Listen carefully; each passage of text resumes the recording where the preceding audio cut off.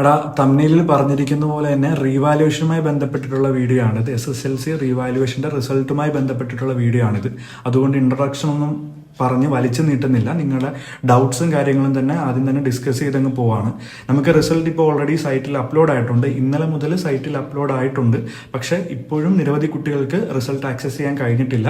അത് സൈറ്റിൻ്റെ പ്രശ്നം കൊണ്ടാണ്, ബഗ്ഗായിട്ടിരിക്കുന്ന ഇഷ്യൂ കൊണ്ടാണ്.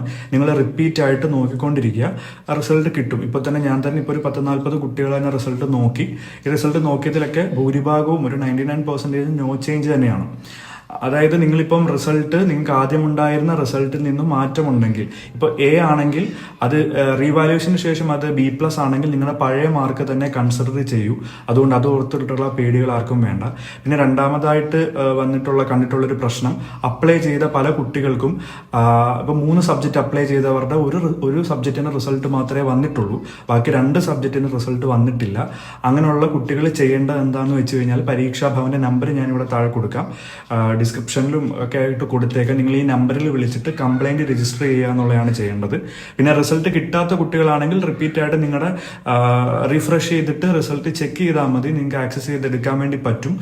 ഈ സൈറ്റ് ഇപ്പോൾ എല്ലാവരും കൂടെ നോക്കുന്നതിൻ്റെയും ഒക്കെ ആയിട്ടുള്ള പ്രശ്നം കൊണ്ടാണ്, അത് IT പ്രശ്നമാണ്, നമുക്കതൊന്നും ചെയ്യാൻ വേണ്ടി പറ്റത്തില്ല. അപ്പോൾ ഇതാണ് നിങ്ങൾ ചെയ്യേണ്ടത്. പിന്നെ ഇതുപോലെ റിസൾട്ട് ഇനി ആർക്കെങ്കിലും കിട്ടാത്തതായിട്ടുണ്ടെങ്കിൽ എൻ്റെ ഇൻസ്റ്റഗ്രാമിൽ ഒന്ന് മെസ്സേജ് ചെയ്തിരുന്നാൽ മതി. ഇത് തന്നെയാണ് ഈ അക്കൗണ്ടിൻ്റെ, ഈ യൂട്യൂബ് ചാനലിൻ്റെ നെയിം തന്നെയാണ് ഇൻസ്റ്റഗ്രാമിലും വരുന്നത്. നിങ്ങളത് മെസ്സേജ് ചെയ്താൽ മതി. ഞാൻ മാക്സിമം ശ്രമിക്കാം റിസൾട്ട് എടുത്തു തരാൻ വേണ്ടിയിട്ട്. അപ്പോൾ ഒത്തിരി കുട്ടികൾക്ക് ഇതുപോലെ തന്നെ റിസൾട്ട് നോ ചേഞ്ച് ആണ് വന്നിട്ടുള്ളത്.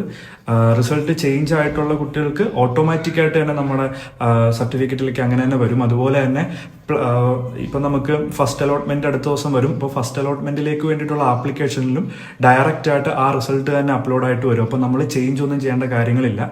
ഇനി ഇതുപോലെ റിസൾട്ട് മാറ്റമില്ലാത്ത കുട്ടികളാണെങ്കിൽ നോ ചേഞ്ച് എന്ന് പറഞ്ഞായിരിക്കും നമ്മുടെ ഫൈനൽ കാണിക്കുന്നത്. അത് ഞാനിപ്പോൾ ഇവിടെ വീഡിയോയിൽ കാണിച്ചു തരാം. എടാ ഈ റിസൾട്ട് കണ്ടോ, ഇതിൽ സോഷ്യൽ സയൻസിന് ഓൾഡ് ഗ്രേഡ് A ആയിരുന്നു, റീവാലുവേഷന് ശേഷം അത് B+ ആയിട്ട് മാറി. അപ്പോൾ നിങ്ങൾക്ക് കൺസിഡർ ചെയ്യുന്നതെന്ന് പറഞ്ഞാൽ ഫസ്റ്റ് ഏറ്റവും ഹയർ ഗ്രേഡ് ഏതാണോ അത് തന്നെയാണ് അവിടെ കൺസിഡർ ചെയ്യുന്നത്. അപ്പോൾ നിങ്ങൾ ഗ്രേഡ് കുറഞ്ഞു പോയവർ അതോർത്ത് വിഷമിക്കേണ്ട. കൂടിയിട്ടുള്ളവർക്ക് ഓട്ടോമാറ്റിക്കായിട്ട് തന്നെ അത് ആഡായി വരും. നമ്മളിനി പ്രത്യേകിച്ച് അതിലൊന്നും ചെയ്യേണ്ടതായിട്ടില്ല. ഓക്കെ, നമ്മൾ ഈ റീവാലുവേഷൻ്റെ റിസൾട്ട് ഒന്ന് അനലൈസ് ചെയ്യുമ്പോൾ ഒത്തിരി കുട്ടികൾക്ക് നോ ചേഞ്ച് തന്നെയാണ് വന്നിരിക്കുന്നത്. അതായത് റിസൾട്ടിൽ മാറ്റമൊന്നും വന്നിട്ടില്ല. എന്നാൽ A ഗ്രേഡ് A+ ആയിട്ടുള്ള കുട്ടികളും ഉണ്ട്.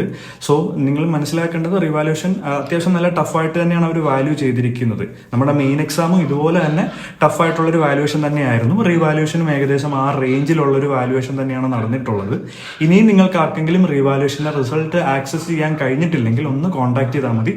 മാക്സിമം നമുക്ക് ട്രൈ ചെയ്തെടുക്കാൻ വേണ്ടി കഴിയും. പിന്നെ നിങ്ങൾക്ക് ഇനി എന്തെങ്കിലും ഇതുമായി ബന്ധപ്പെട്ട് ഡൗട്ട്സുകൾ ഉണ്ടെങ്കിൽ കമന്റ് ബോക്സിൽ രേഖപ്പെടുത്താൻ മറക്കരുത്. അപ്പോൾ ഓക്കെ, ബൈ.